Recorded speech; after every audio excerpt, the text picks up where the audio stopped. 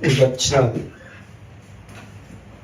금요일 날 우리가 모임을 갖고 또 같이 이야기를 나눴습니다. 여러 가지 이야기를 나누면서 하나님께서 우리에게 허락해 주신 은혜, 또 고통이 뭔지, 또 아픔이 뭔지, 또 그 고통을 끌어당겨서 아픔으로 함께 하나님 앞에 나아가야 되는 그러한 부분들에 대해서 같이 이야기를 하고 기도를 했습니다. 누군가의 고통, 누군가의 아픔이 나의 아픔이 된다는 것은 거의 불가능에 가깝습니다. 내 옆에 있는 가장 사랑스러운 자가 아프다 할지라도 그 아픔이 나에게 그대로 전이 되어져서 함께 아파하는 거 쉽지 않아요. 이전에 아주 오래된 그래서 하나 기억이 나는 것이 뭐냐면, 어떤 분이 하나님 앞에 치유 연사를 받았어요. 치유 연사를 받았어요. 저도 치유 연사를 좀 받고 싶습니다. 아픈 사람 숨어나지 막 콕콕콕 나고 그래서 얼마나 좋겠어요. 근데 이 치유의 은사를 받은 후에 기도를 했대요. 아픈 사람 기도를 했는데 놀라운 건요, 이 사람이 나았어요. 그런데 내가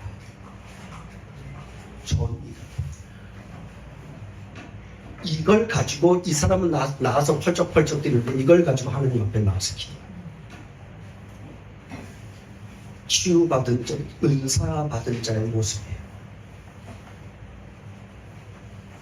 저희 누님이 이런 은사가 있어요. 그래서 저희 누님이 기도할 때 그 사람의 통증과 아픔이 올라오는 거예요. 가슴까지. 그래서 간절히 기도하면 이게 다시 내려가요. 회복되죠.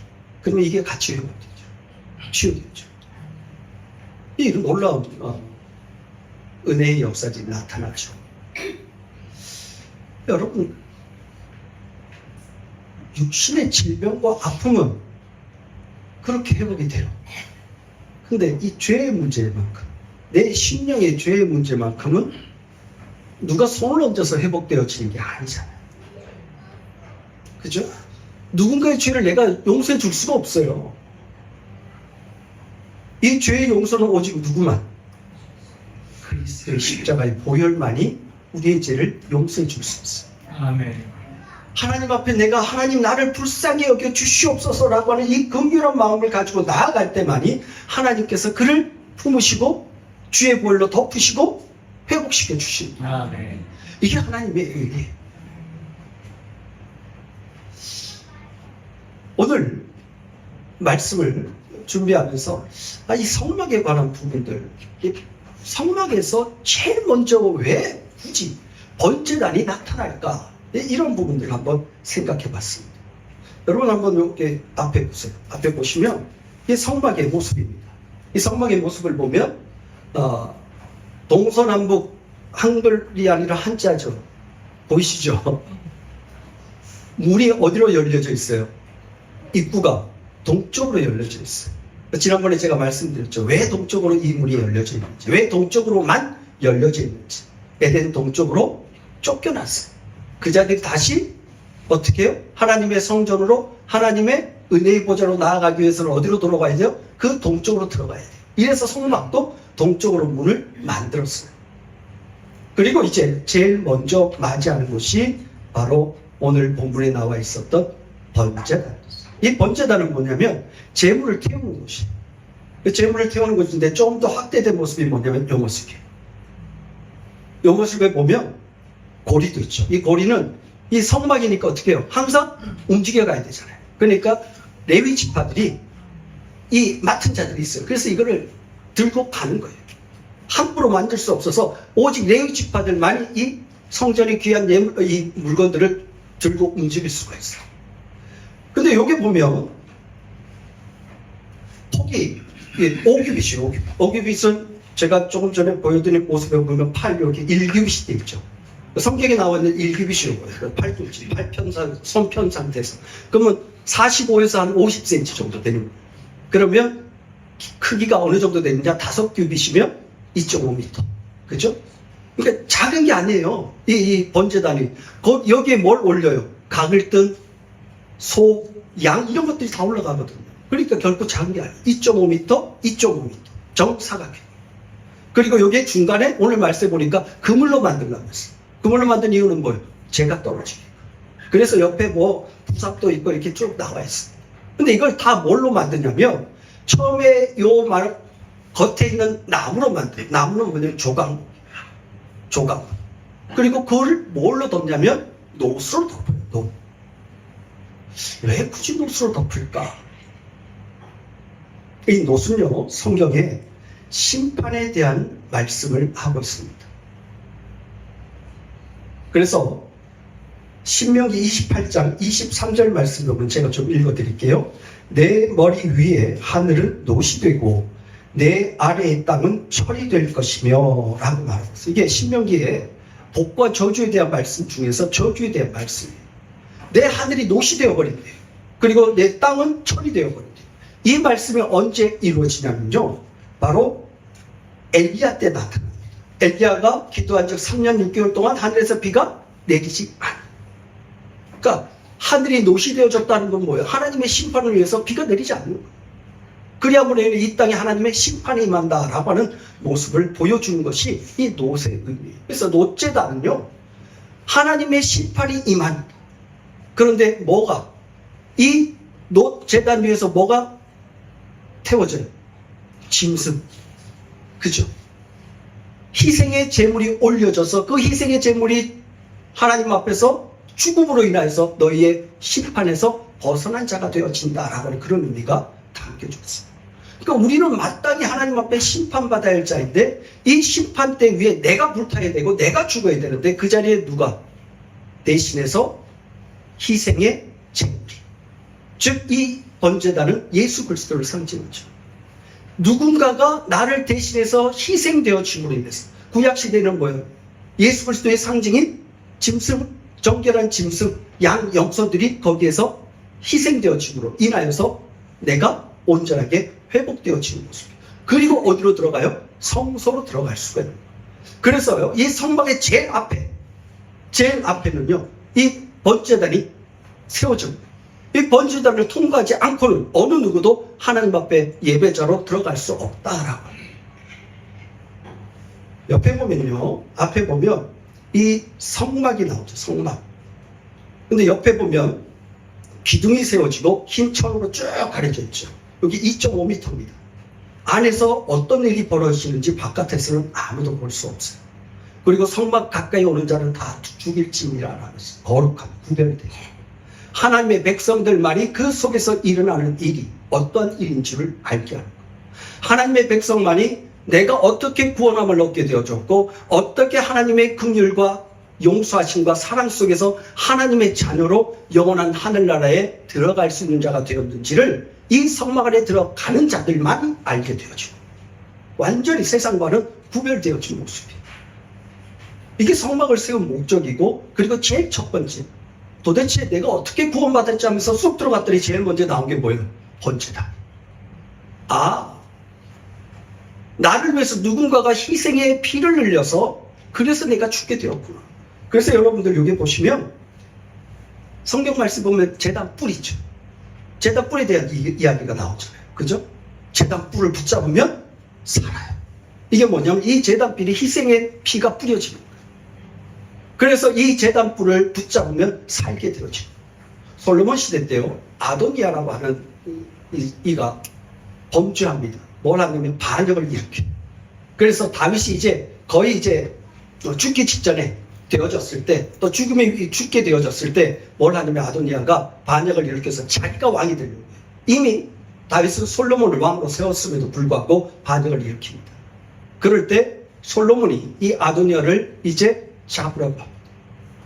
그럴 때 이 아도니아가 어디로 도망가냐면 이 성막으로 들어가서 이 번제단의 뿔을 잡아요. 그 이유가 뭐냐면 알고 있거든요. 이 의미가 무엇을 의미하는지 알고 있어요. 그래서 내가 번제단의 제단의 뿔을 잡았으니 나를 죽이지 않고 나를 살려줄 것이다. 솔로몬도 알아요. 그래서 어떻게 해요? 용서해줘요. 그때만 그 제단의 뿔을 잡고 있습니다. 결국은 자기 죄가 또 범해져, 죄를 또 범해요. 결국 그 죄로 인해서 결국 죽게 되어지지만 이 제단의 뿔이 무엇을 의미하는지를 알게 되어져. 제단의 뿔을 잡는 자만이 죽음에서 용서함을 받고 살아난다. 이 번제단의 의미가 바로 그와 같은 의미를 갖고 있습니다. 이런 말씀들을 준비하면서 하나님께서 왜 성막에 제일 먼저 이와 같은 이 번제단을 제일 앞에다가 세워놓 주신지에 대한 부분들이 이해가 가요. 내가 어떻게 구원함을 얻었고 내가 어떻게 하나님 앞에 예배자로 세워졌지? 제일 첫 번째 들어가면서 깨달아지는 것이 번제단을 통한 거예요. 누군가의 희생의 피가 뿌려져서 이 번제단의 뿔에 발라짐으로 인해서 내가 죄사함을 받은 자가 되었구나. 그리고 어디로 들어가요? 하나님 앞에 예배하며 들어가는 모습이에요. 이것이 바로 하나님께서 이 번제단을 세운 의미예요. 이 번제단을 통하여서 우리가 깨달아야 될 것은 죄사함, 긍휼이에요. 예수 그리스도의 십자가의 보혈이 아니면 나는 하나님 앞에 온전하게 예배 드릴 수 있는 자가 아니구나라고 하는 거예요. 아멘. 우리는 보통 재물을 가져와야 됩니다 라고 이야기를 해요. 잘못 생각하는 거죠. 하나님 앞에 예배하는 자는 다 재물을 가지고 와서 예배 드리고, 성경에 보니까 하나님께 예배하는 자들은 누구나 할 것 없이 재물을 드려야 돼. 재물 드림이 목적이 아니라 재물이 어떻게, 그 재물이 무엇으로 의미하는지, 그 재물을 통해서 내가 어떻게 용서함을 받고 구원함을 얻은지를 깨닫기 위해서 이 재물이 필요한 건데 거꾸로 알고 있어요. 착각하고 있어요. 하나님 앞에 재물이 필요한 것은 이 재물을 통해서 내가 어떠한 구원함을, 내가 용서함 받기 위해서, 죄사함 받기 위해서 어떠한 일들이 벌어졌는지를 자기 눈으로 보는 거예요. 그러니까 짐승을 가져가서 안수하고 어떻게 해요? 요 뿔에다가요 고리를 걸어서 짐승들을 도망가지 못하게 딱 묶어놓고 잡는 거예요. 그러면 이 성막은요 어떤 소리만 들릴까요? 계속해서 짐승의 비명소리만 들립니다. 제사장 옷이 깨끗할까요? 아니요. 맨날 이 피가 계속 묻어요.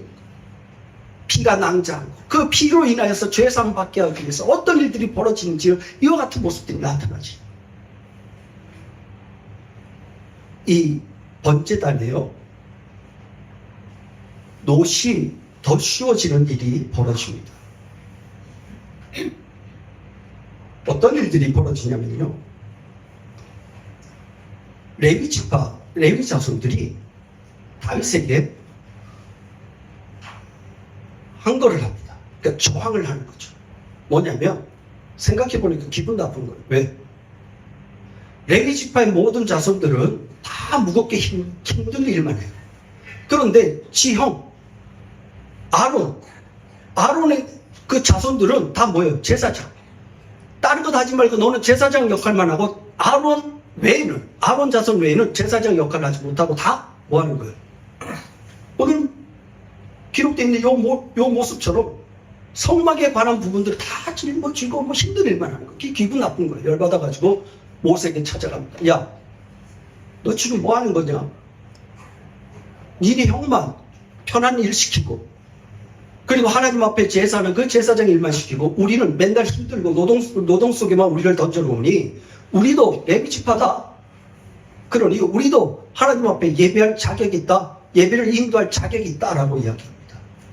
그때 모세가 분노합니다. 쉽게 분노 안 했거든요. 그러면서 모세가 뭐라고 하냐면, 하나님 저들의 예물을 받지 마시옵소서.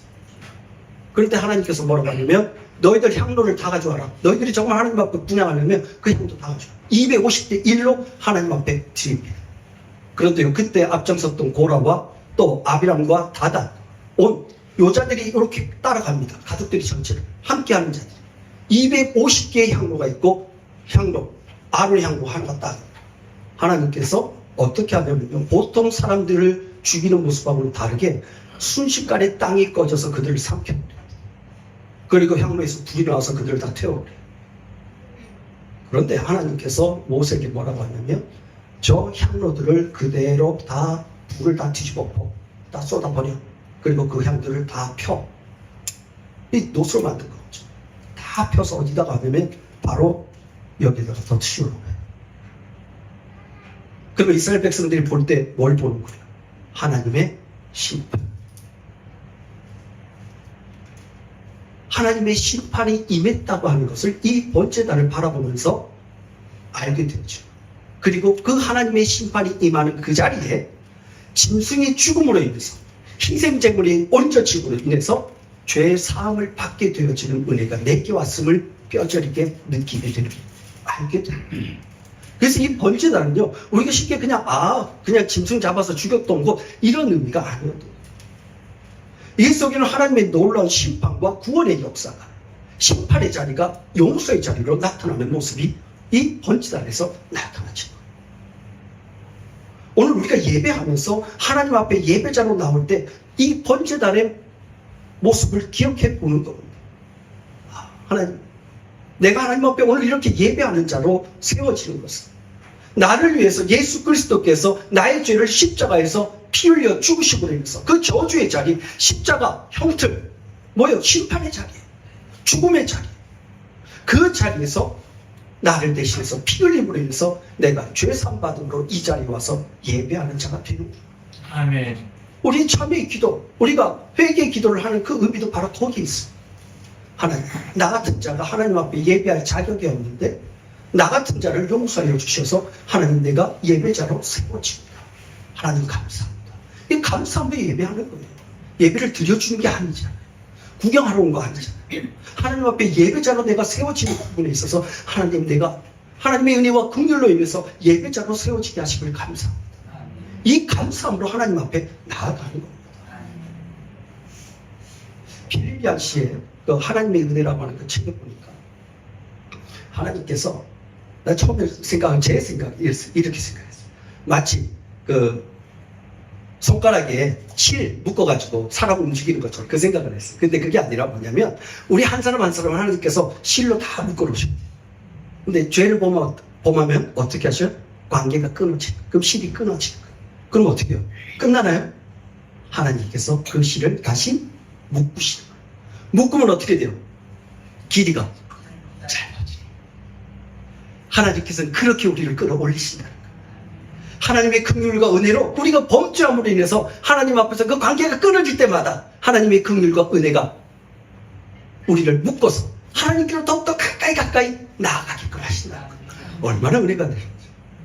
하나님께서 진노하시고 하나님께서 심판하시는 분이 아니라 하나님이 나를 심판하시는 자리에서 그렇게 건져내어서 더 하나님께로 끌어당겨 주신다는 거예요. 안아주신다는 거예요. 얼마나 감사한지. 오늘 그 은혜를 가지고 오늘 우리는 살아갈 줄로 믿습니다. 여러분, 이게 뭘까요? 이 사진. 무슨 사진일까요? 언제 찍은 사진일까요? 언제 찍은 사진이에요? 저 위에 하늘에 뭐가 보여요? 별 보이잖아요. 그럼 언제 찍은 사진이에요? 밤에 찍은. 여러분, 밤하늘은 어떻다고 생각해요? 깜깜하다고 생각하죠. 그쵸? 저도 깜깜하다고 생각했어요. 그냥 별이 그냥 깜깜한 밤에 별 생각했는데, 어떤 분이 이 사진작가에게 물었대요. 이 사진을 어떻게 찍었습니까? 너무 멋지게 찍는 거예요. 그랬더니만 이 사진은요, 카메라 렌즈를 20초 동안 열어놓는데요. 그러면 20초 동안 빛이 쫙 들어오면서 사진이 하늘을 정확하게 찍을 수 있다는 거예요. 이와 같은 사진을 찍을 수 있다는 거예요. 우리 눈에 보일 때는 새까만 깜깜해. 앞이 보이잖아요.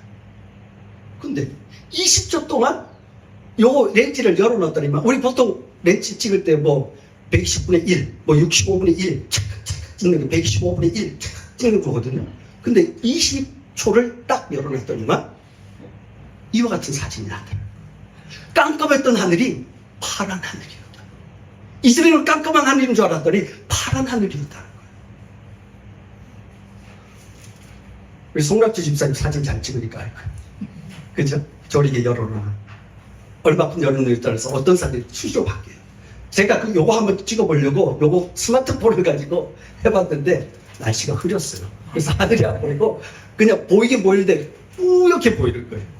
이거 다시 한번 시도해봐야겠다 생각했는데, 이 말씀이 어떤 말씀이냐면, 우리 인생의 밤에 셔터를 너무 빨리 누르지 말라는 거예요.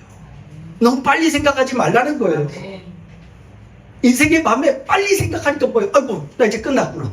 아이고, 이 깜깜한 곳에서 내가 어디로 가? 두려워 떠는 거예요. 어떻게. 그렇게 빨리 셔터 누르지 말고 20초만. 우리 인생에서 20초 길지 않잖아요. 우리의 삶에서 20초 길지 않잖아요. 그 20초 동안 누굴 생각해요? 주님, 하나님 생각해요. 그럼 어떻게 해요? 그 깜깜한 하늘이 파랗게 나타나죠. 그 깜깜한 하늘이 알 수 없는, 갈 길 없는, 방황할 수밖에 없는 그 길이 보여지기 시작합니다. 오늘 우리의 인생길, 정말 주님을 그렇게 생각함으로 인해서 깜깜했던 그 하늘이, 깜깜했던 그 밤길이 이와 같이 파란 하늘로, 그리고 우리가 걸을 수 있는 길로 우리 눈에 보여지기를 주님의 이름으로 축복합니다. 그리고 그 길을 걸어가면서 주님을 찬양하는 거예요. 그 길을 걸어가면서 나와 함께 하시는 주님께 영광 돌리는 거예요. 하나님, 나를 버리시지 않으셨네요. 하나님, 내가 못 봤는데 하나님 내 옆에 계셨네요. 하나님, 이 깜깜한 하늘 속에 아무것도 안 보여서 하나님도 안 계시는 줄 알았는데 하나님이셨군요. 바로 그 하나님을 찬양하는 거예요. 이게 예배입니다. 이번 한 주간 그 하나님을 바라보며 그 하나님을 찬양하며 예배자의 삶을 살아갈 수 있는 저와 우리 모든 성도들 되시기를 주님의 이름으로 축복합니다. 기도하겠습니다.